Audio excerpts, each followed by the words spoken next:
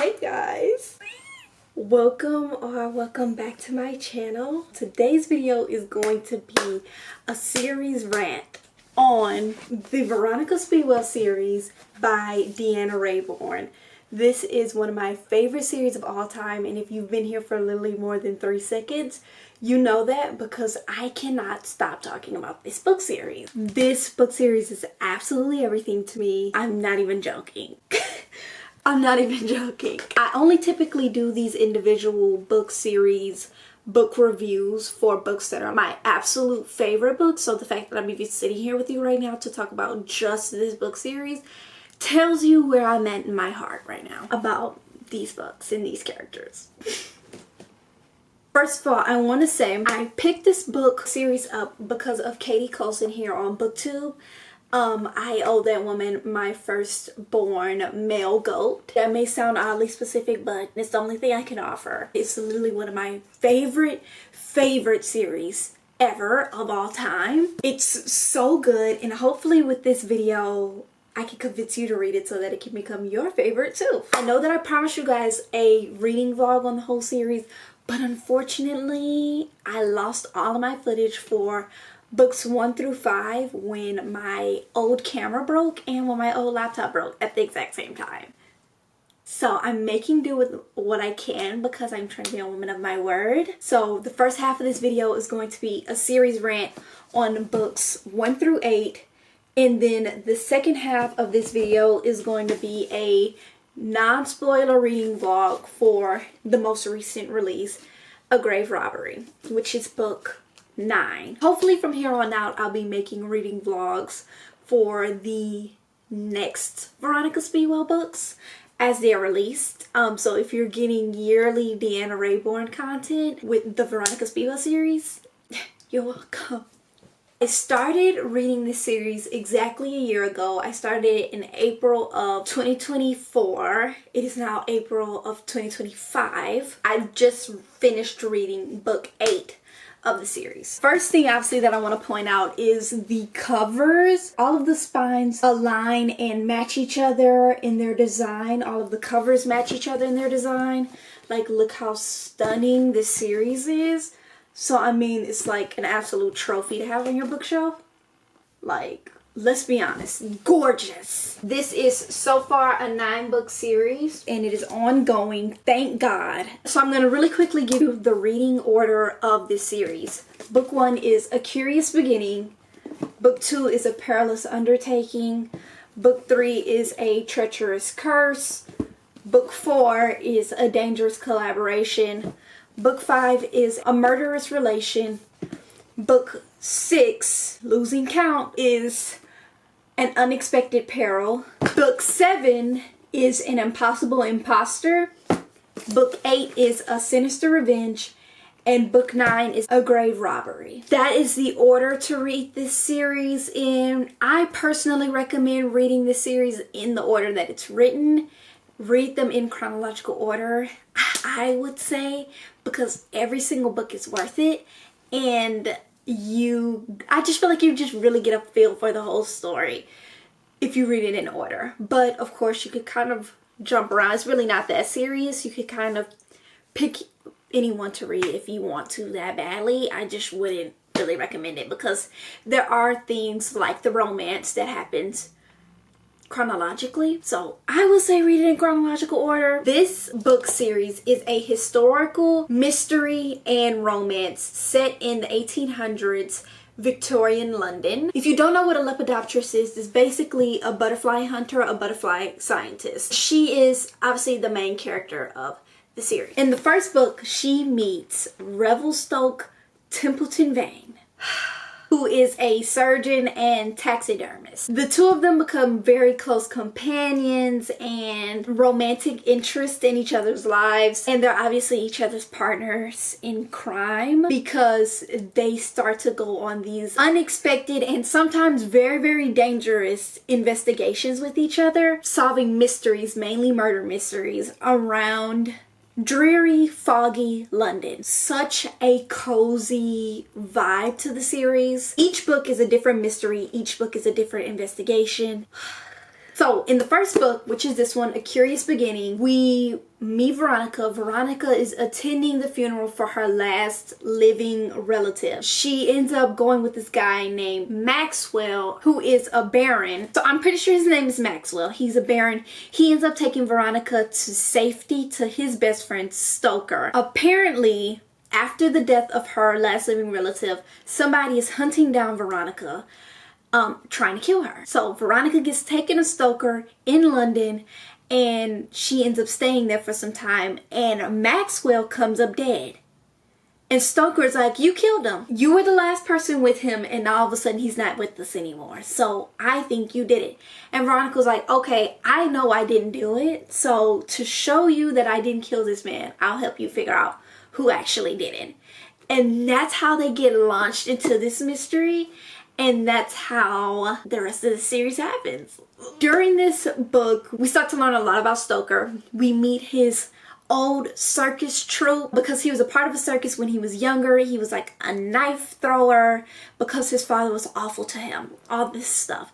The vibe of the circus troupe is literally Count Olaf's circus troupe from A Series of Unfortunate Events. If you've watched A Series of Unfortunate Events, you know exactly what I'm talking about. If you haven't, you need to watch it first of all, but I'll just put a picture up on the screen for you. That is the plot of this first book, and that's how Stoker and Veronica get launched into solving these mysteries together, and that is basically the premise of this, but obviously so much more happens. The romance within this series is such a slow burn. It's no joke. If you're not a slow burn girly, don't waste your time. But if you read the romance books that I recommend and you love the tropes that I love, slow burn, friends to lovers, nerdy romance,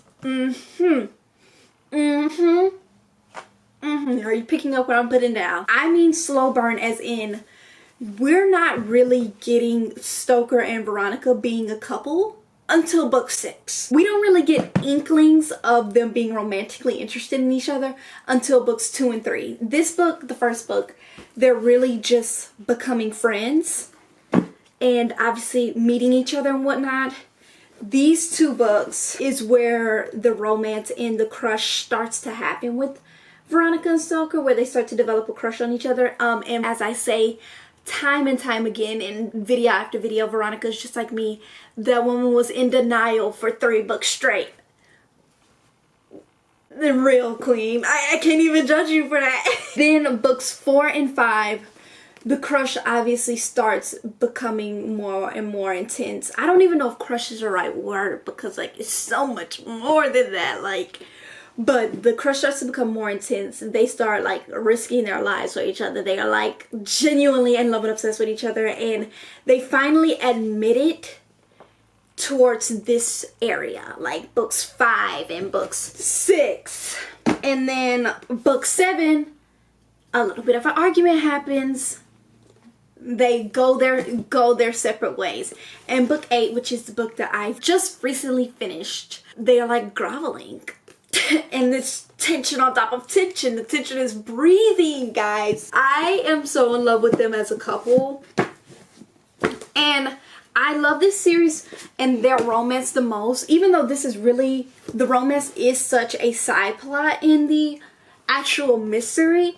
And it's more about them being partners in crime and partners in investigation. The romance kept me going. I'm like, Stoker and Veronica. Anytime I wanted to take a break from reading this series, I'm like, but Stoker and Veronica. Stoker and Veronica. They are equally in love with each other. Like, yes, Revelstoke Templeton Vane is down bad for Veronica Speedwell, but she's just as down bad, which I love. I love reciprocation.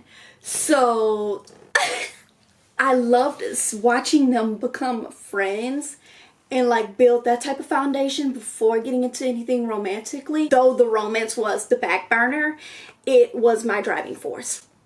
Also, throughout this series, we start to meet some other characters that start to come into play and start to be important in the plots and in the investigations and in the mysteries themselves. We meet Stoker's 2 brothers, Tiberius and Merriweather. Tiberius is like jokingly obsessed with Veronica. In reality, he's actually like Stoker and Veronica's biggest shipper, but he pretends to be like in love with her, and he adds so much humor to the stories that he's in. He pretends to be obsessed with her, and it's hilarious. A lot of people in the series also tell Veronica like, you should be with Tiberius, but he's just not Veronica's type. She's just like me. Like, he's very like pompous, and he's such a pretty boy, and he's like this rich socialite, and Veronica's type is more nerdy, diligent men, which is definitely Stoker. Ugh, I'm obsessed with that man. I'm obsessed with him, like, it's no joke. Literally, if the rapture or something crazy is gonna happen like that in my lifetime, I need a romance plot like this. Get right, church, and let's go on home. Also, throughout this series, we meet a reporter named JJ Butterworth who starts to develop a friendship with Veronica and Stoker. And like I said, all of these characters are going to end up playing a role in the mysteries and the investigations themselves. And we also meet some other characters and some other people from Veronica and Stoker's past who I will not talk about because I do not want to spoil the surprise of those characters coming along.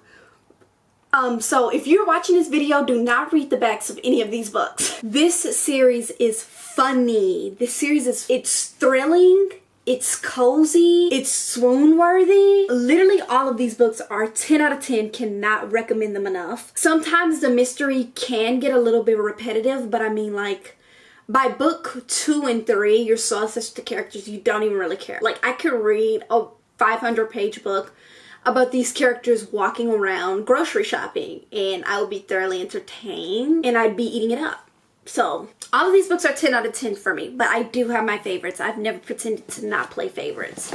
My 2 favorites of the series would probably be books 1 and 8. Book 1 just had the most nostalgic vibes for me as somebody that grew up on British comedy. As someone that absolutely adored A Series of Unfortunate Events book series by Lemony Snicket and TV show, I ate it up. The vibes of this book cannot be compared to anything, but it reminded me so much of British comedy and A Series of Unfortunate Events mixed together. So absolutely, this book is my favorite. And watching Stoker and Veronica become friends during this, their banter, Veronica and Stoker's banter is unmatched. You won't find another couple like them. I could promise you that. It was just so good to me. It was just so good to me. And this is like a staple book in my memory now. So obviously this is one of my favorites from the series. And then book 8, it just had everything. It really did. This book had groveling. This book had banter. This book had romance. This book had yearning. This book also had one of the best mystery plots of the series. Like, I really did not see the stuff coming in this book. And it had so much of Stoker and Veronica's scientific work because, like I said, she's a lepidopterist, he's a taxidermist and surgeon. And this book had them working on their separate projects while also groveling for each other after their little argument. This book was also the most relatable for me because also, like I said 10 times throughout this video, Veronica's just like me. And this book is her like being stubborn for like 100 pages before giving into groveling for this man. I'm like, she's just like me. This is so comforting to read. Those are my overall thoughts on this series. And I did absolutely annotate all of these books thoroughly. They will forever be a part of my library. But I am going to share some of my favorite quotes from the series with you, which means I'm also kind of getting into spoiler territory. So if you have not read these books yet and you do not want any spoilers for these books, skip ahead to the reading vlog because that will have absolutely no spoilers in it. If you're still here, you know what time it is. This is mainly going to be quotes from Veronica and Stoker, absolutely yearning for each other, being obsessed with each other, being in love with each other. So I hope you enjoy this. Book 1. After reading book 1 from the library, I bought the entire series because I was like, yeah, actually. Page 41, Miss Speedwell. The finger up is crazy. I have hiked the length of the Amazon River. I have been accosted by native tribes and shot twice. I have nearly met my death by quicksand, snakebite, poison arrows, and one particularly fiendish jaguar. And I have never until this moment been quite so surprised by anything as I am by you. I shall take that as a fine compliment indeed, Mr. Stoker. Obviously, they're still at the place of in their relationship in which they're calling each other Miss and Mr. So that tells you how far we get with their romance and how drawn out it is and how much of a slow burn it is. Let's see if there's anything in here. Oh, girl. One thing I love about Stoker and Veronica's relationship also is because he's not afraid to clock her tea, which I love. Like I said, Veronica's very stubborn. Can't imagine anybody like that. And Stoker is not afraid to call her out on her stuff at all. And I love that. Page 211 of book 2. He has taken something of mine for the last time. Not going to tell you what he's talking about. I'm not something of yours, I reminded him, scalding him with the scorn of my voice. I don't care what bad blood there is between you. You do not get to tell me whom I get to see. You're not my husband. I pressed my hands flat to his chest and heaved, but he did not move. His hands came up to grasp my wrist hard. Attention. For an instant, I saw something like hurt flicker in his gaze. No, he said slowly. I'm better than a husband. I am your friend. Period. Period. Like, he ate down with that. He ate down. Y'all. One of my favorite quotes from the whole series is within this book. I truly have forgotten how much yearning is in these books. Marvin Gaye ain't got nothing on these people. Like, seriously, y'all know they don't make yearners like him anymore. Page 169. Our eyes met, and for an instant I felt a rekindling of that strange something which made us alike. That quicksilver understanding that flowed between us. And then page 304 where it says, we are alike, shaped by nature in the same mold, and whatever that signifies, it means that to spurn each other would be to spit in the face of whatever deity has seen fit to bring us together. This is a quote from Tiberius talking about how much he was yearning for some girl that he loved. That was the summer that you met her, Veronica was asking Tiberius. His lips twisted. Met. So tame a word for it. It was not a meeting, Veronica. I was introduced to her and it was like finding part of myself that had been somehow walking the earth without me. She was my other half when I had not realized I was incomplete. Tiberius, you ain't tell us you was a yearner like that. Like, this book was really when I started to really rock with Tiberius. Like, I was like, I really mess with Tiberius. I really do. So, page 323 of book 4 says, adventure roared in his blood as it did mine, and once more we would embark together. So, another adventure, he said, a slow smile spreading across his features. Shall we begin, hand in hand? And back to back, I added with a grin. I love them together. A Murderous Relation. This is the book of the series that I say, this is the romance book of the series. This is when, like I said, this is the romance book of the series. Page 95. He was my anchor. My sole point of reference in a world that spun too fast, that would have thrown me off balance if he had let go of me. But he did not let go. He kept me upright, anchored, and that was the moment that I understood how he had changed me. I had been so long on my own, so apart from everyone, that I had not realized how he had pierced my solitude. I had finally acknowledged that I loved him, but it was not until that moment that I understood I needed him. Deanna Raybourn, you did your big one with this series. You page 299. Sit back, girls, because this is a long one. I thought of the risks we had taken for one another. The bullets and knives and near drownings, the fires and furies we had faced down because we would stand back to back against the world. If I ever lost that stalwart devotion, I did not think I could survive it. I had never in my whole life known such perfect companionship. The quarrels and the laughs, the moments of complete and unspoken understanding. He was not my other half where I was whole unto myself, but he was my mirror. And in him I saw reflected all that I liked best in me. I saw honesty and pride and loyalty and a willingness to stand, however difficult, in service of one's principles. He was a twin soul to my own, and if I had not loved him so much, I would have never feared so much losing him. Later on page 301, it says, Stoker talking to Veronica, very well then. I suppose I must surrender to my fate, because you are clearly destined for adventure, and I am destined for you. Name a better man, baby. Name a better man. Name a better fictional man. I'll wait for it.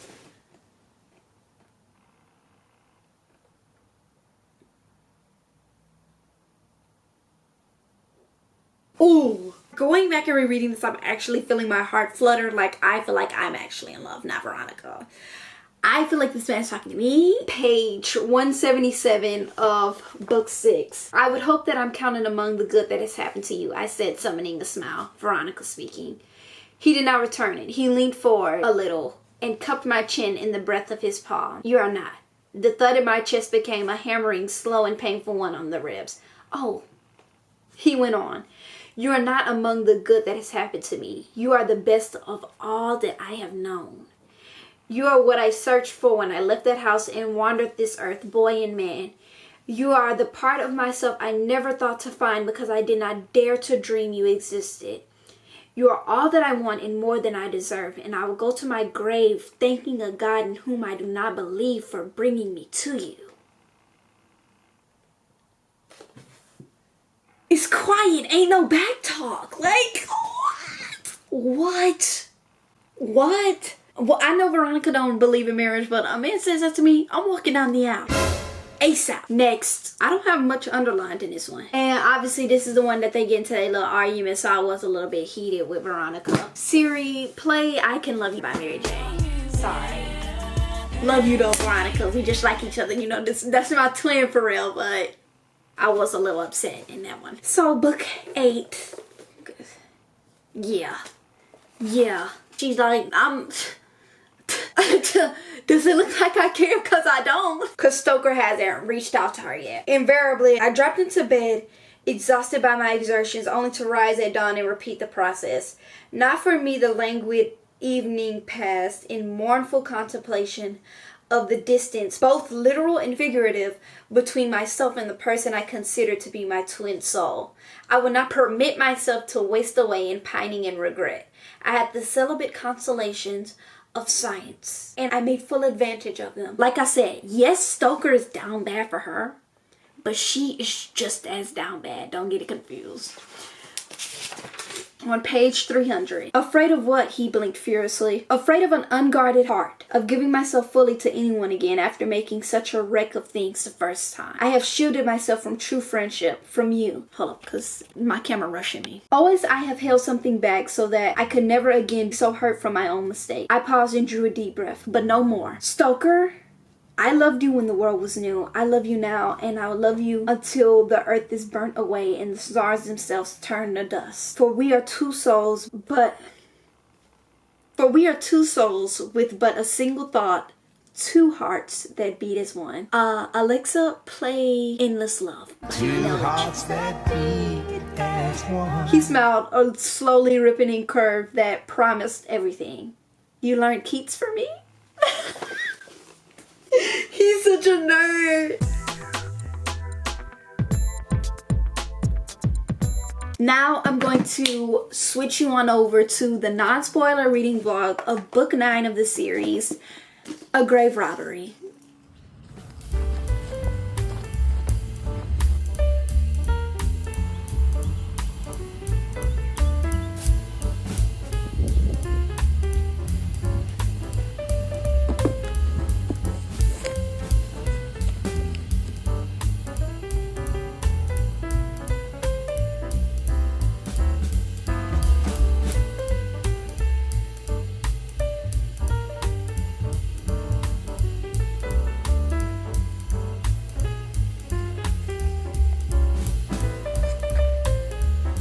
Pause. According to the plot at all when it comes to this book, but Stoker knits the dog's sweaters.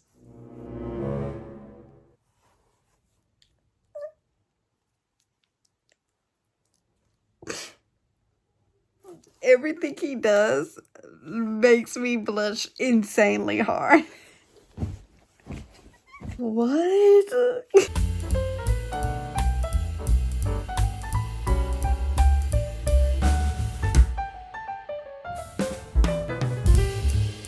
I am almost 200 pages into it now, 190 pages into it, and I'm currently watching Katie Coulson's reading vlog on this book specifically, and y'all know she's literally the only reason why I picked up the series. Too good. This vlog has me giggling, laughing out loud. Too good. And so is the book.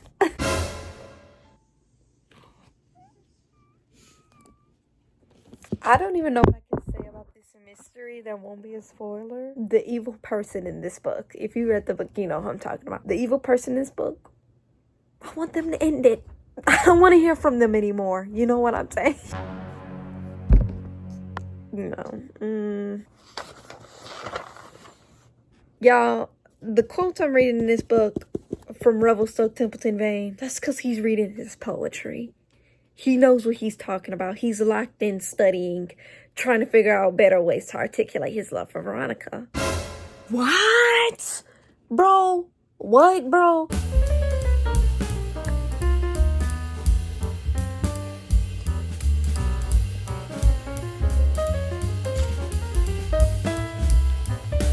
That is my Veronica Speedwell series, rant, and reading vlog. I've yapped all I can yap about this series, and I hope you enjoyed this video. I have literally talked about this series in nearly all of my videos, and now I finally have a video on the series by itself. All of my thoughts in one place. So yeah, these are the books. Thank you guys so much for watching today's video. I hope you enjoyed it. I know it was quite a lot because you guys know my obsession for this series. I can't stop talking about it. Thank you guys so much for watching. I'll see you guys in my next video very, very soon. Bye!